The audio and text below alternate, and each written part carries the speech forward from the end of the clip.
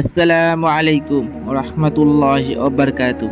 আজকে মৃত্যুর যন্ত্রণা ও কবরে আযাব নিয়ে কথা হবে। চলুন। একদিন হযরত ঈসা আলাইহিস সালাম সিরিয়ায় এক জঙ্গলের পাশ দিয়ে কোথাও যাচ্ছিলেন। পথিমধ্যে হঠাৎ দেখলেন একটি মৃত মানুষের মাথার খুলি পড়ে আছে। তিনি আল্লাহর কাছে দোয়া করলেন, হে মাবুদ, তুমি আমাকে এর পরিচয় জানিয়ে দাও। আল্লাহ তাআলা বললেন, হে ঈসা, এ খুলির পরিচয় আমার বলার প্রয়োজন নেই।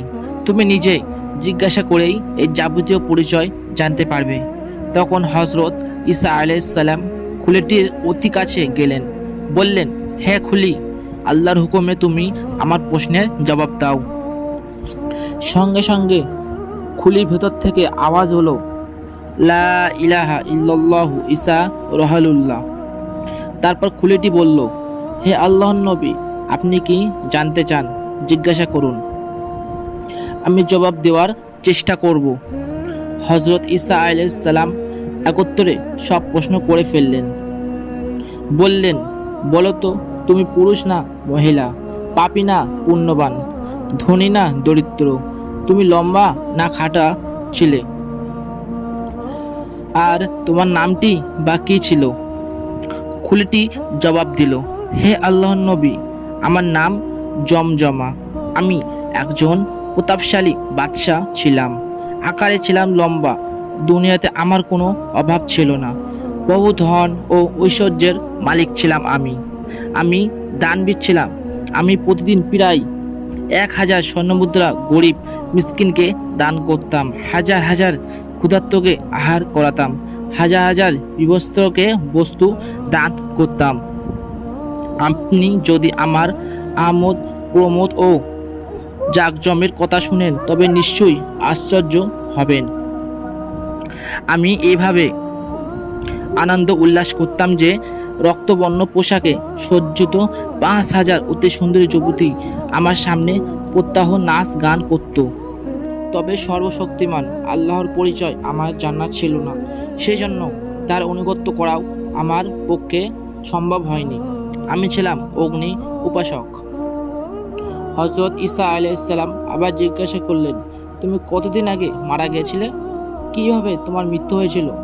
আর মালাকুল মউত কি অবস্থায় তোমার নিকট আগমন করেছিল? খুলি বলল, আমি কয়েকশো বছর আগে মৃত্যুবরণ করেছি। সে জামানার নবী ছিলেন হযরত ইলিয়াস আলাইহিস সালাম। তিনি আমাকে সত্য ধর্ম গ্রহণ করতে উপদেশ দিয়েছিলেন, কিন্তু আমি তাতে কর্ণপাত করিনি। একদিন আমি রৌদ্রা লোকে বসা ছিলাম। কিছুক্ষণ পর গরমে আমার মাথা ধরা অনুভূত হলো। আমি ঘরে চলে গেলাম। আমার অবস্থা ক্রমে খারাপের দিকে যেতে লাগলো। দীর্ঘ সময় শুয়ে রইলাম। বিভিন্ন চেষ্টা তদবির চলালাম, কিন্তু কিছুতেই শান্তি পেলাম না। অবশেষে আমার জন্য বিজ্ঞ ডাক্তার আনা হলো। সুচিকিৎসার ব্যবস্থা করা হলো। সেবন করানো হলো দেশ বিদেশের নামি দামি ঔষধ, কিন্তু সবই বৃথা গেল। কোনো ওষুধে আমার কোনো কাজে আসলো না। আমি একরূপ জ্ঞানহীন অবস্থায় বিছানায় পড়ে রইলাম। সে অবস্থায় কত সময় অতিবাহিত হলো তা আমি জানি না। এর মাঝে হঠাৎ কারো কণ্ঠস্বর শুনতে পেলাম। সে তার সাথীকে বলছে, জমজমার জান কবজ করে দোজখে নিয়ে যাও।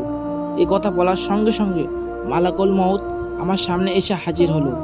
তার মতো বিরাট ও ভয়াল আকৃতির কোনো প্রাণী ইতিপূর্বে কখনো আমি দেখিনি। তার পা ছিল জমিনে আর মাথা ছিল আসমানে। নিজেকে তখন বড়ই অসহায় বোধ করলাম।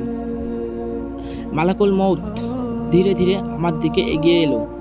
তুমি কি মালাকুল মউতকে জিজ্ঞাসা করেছিলে যে তার মুখ এতগুলো কেন? হযরত ঈসা আলাইহিস সালাম বললেন। খুলিটি উত্তর করল, হ্যাঁ, ভয়ঙ্কর বিপদের সম্মুখীন হয়েও আমি তাকে এ কথাটি জিজ্ঞাসা করলাম।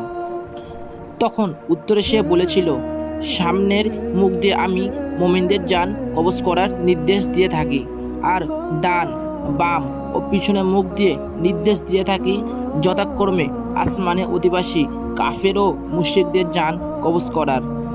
হযরত ঈসা আলাইহিস সালাম পুনরায় জিজ্ঞাসা করলেন, মৃত্যুকালে তোমার কিরূপ কষ্ট হয়েছিল? সে জবাব দিল, হে আল্লাহর নবী, মৃত্যুর কষ্ট যে কত কঠিন ও মারাত্মক তা আমি সেই দিনই টের পেয়েছিলাম। ওই সময় আমার মনে হয়েছিল একই সাথে আমার উপর যেন হাজার তরবারি আঘাত পতিত হচ্ছে। সেই দিন মালাকুল মউতের সাথে আরও অসংখ্য ফেরেশতা ছিল।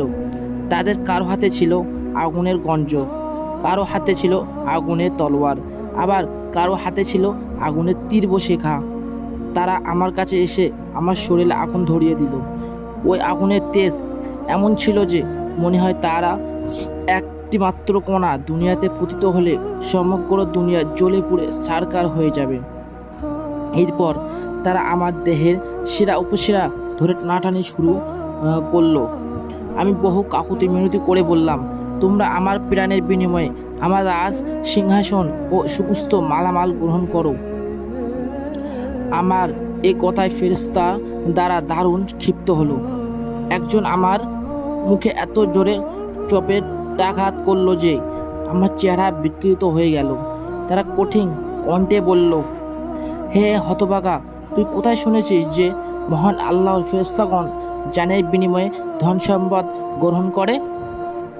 আমি বললাম, তোমরা আমাকে ছেড়ে দাও, আমি আমার পরিবার পরিজন সহ আল্লাহর নামে উৎসর্গিত হয়ে যাব। জবাবে তারা বলল, আল্লাহর ফেরেশতাগণ ঘুষ কিংবা প্রলোভনে প্রলোভিত হয় না।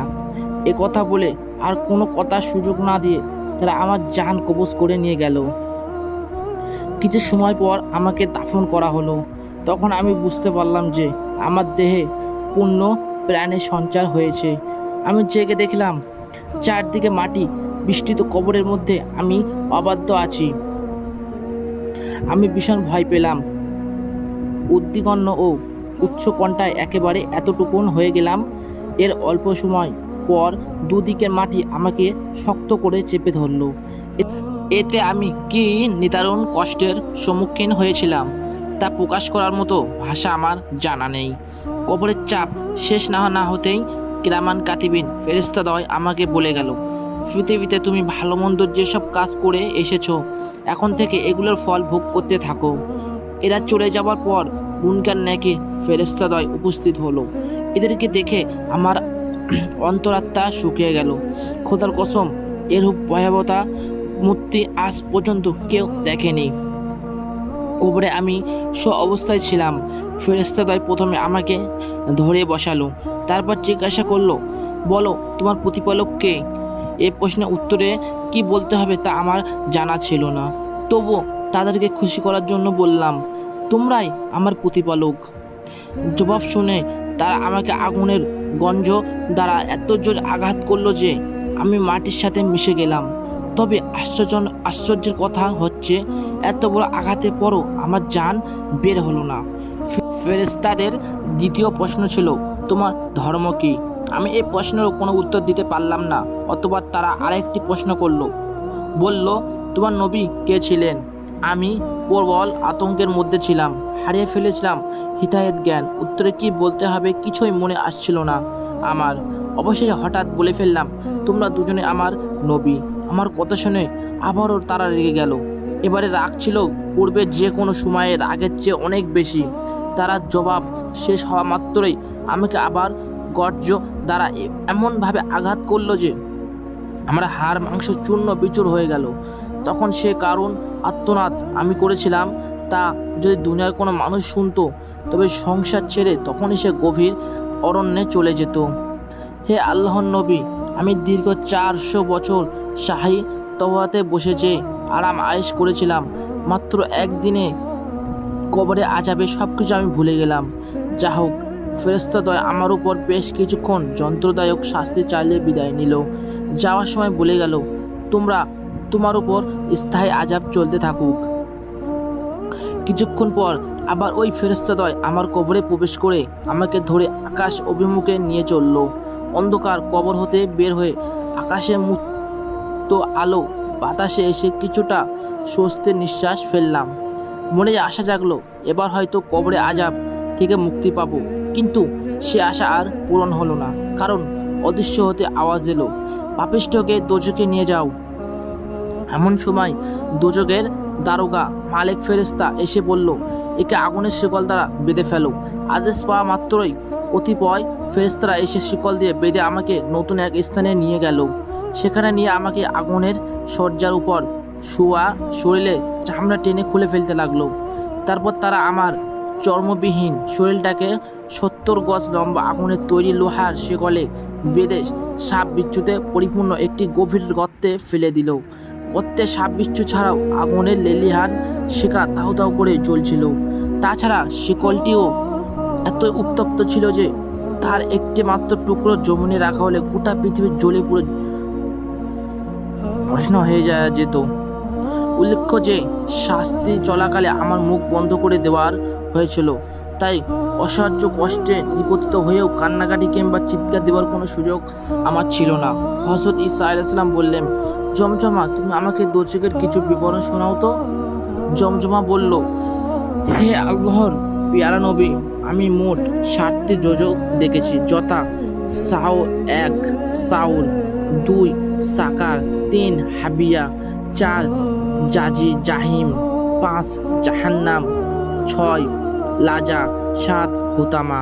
হুতামা হল সবচেয়ে নিচু স্তরের দোজখ। আপনি দোজখবাসীদের অবস্থা দেখলে বলতেন, নিশ্চয়ই তাদের উপর আল্লাহর গজব নাজিল হয়েছে। সামনে পিছে ডানে বামে উপরে নিচে এই কথা তাদের সব দিকে জ্বলছে আগুন। জ্বলতে জ্বলতে তাদের চেহারা কয়লার মতো হয়ে গেছে, আর্তনাদ করছে প্রতি মুহূর্তে। ক্ষুধা তৃষ্ণায় প্রাণ বের হওয়া যাওয়ার উপক্রম হচ্ছে, চিৎকার করে যাচ্ছে খাবার ও পানি, কিন্তু জবাবে বলা হচ্ছে, রে হতভাগার দল, এখানে আবার খানাপানা কিসের? আগুনই তোমাদের খাবার, আর তুলা হলো আগুনের ইন্ধন। জমজমা আরো বলল, ওগো আল্লাহর নবী, এক সময় ফেরেশতাগণ আমাকে আগের জায়গা থেকে তুলে একটা আগুনের গাছের নিচে নিয়ে গেল। গাছটির নাম জাক্কুম গাছ। তখন আমি খানা চাইলে আমাকে উক্ত গাছের একটি কণ্ঠযুক্ত ফল খেতে দিল। ক্ষুধার তাড়নায় আমি তা মুখে দিলাম, কিন্তু না চিবাতে পারলাম না গিলতে পারলাম, উহা আমার গলায় আটকে গেল। আমি বের করতে চেষ্টা করলাম, বমি করতে চাইলাম, কিন্তু বমির পরিবর্তে গলা থেকে টাটকা রক্ত বেরিয়ে এলো। আমি ফেরেশতাদের কাছে পানি চাইলাম, তারা আমাকে এমন উত্তপ্ত পানি পান করতে দিল যে উহা পান করার মাত্র আমার পেটের সব নাড়ি ভুঁড়ি মলদ্বারা দিয়ে বের হতে লাগলো। আমার দেহের সর্বত্র ছিল আগুন আর আগুন। আমি উহা থেকে নিকৃতি লাভের জন্য ফেরেশতাদের কাছে সামান্য কাপড় চাইলাম। তারা বলল, রে কম বক্ত, তুই ছাড়া জীবনে যে পাপ করেছিস তার বদলে তুই এই দোজখে একমাত্র আগুন ছাড়া আর কিছুই পাবি না।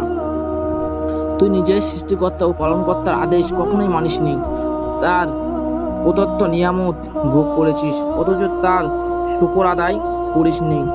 তুই মানুষের উপর জুলুম করেছিস, তাদের হক নষ্ট করেছিস, এখন তার প্রতিফল ভোগ কর। তোর ইচ্ছা ও চাহিদা মোতাবেক এখানে কিছুই তোকে দেওয়া হবে না। এসব বলে তারা আমাকে এক জোড়া জুতো পরতে দিল। জুতোগুলো ছিল আগুনের তৈরি। এগুলো পরিধান করার পর আমার মাথার মগজগুলো হাতের ফেনার মতো ফুটতে লাগলো এবং নাক ও কানের ছিদ্র দিয়ে বেরোতে লাগলো।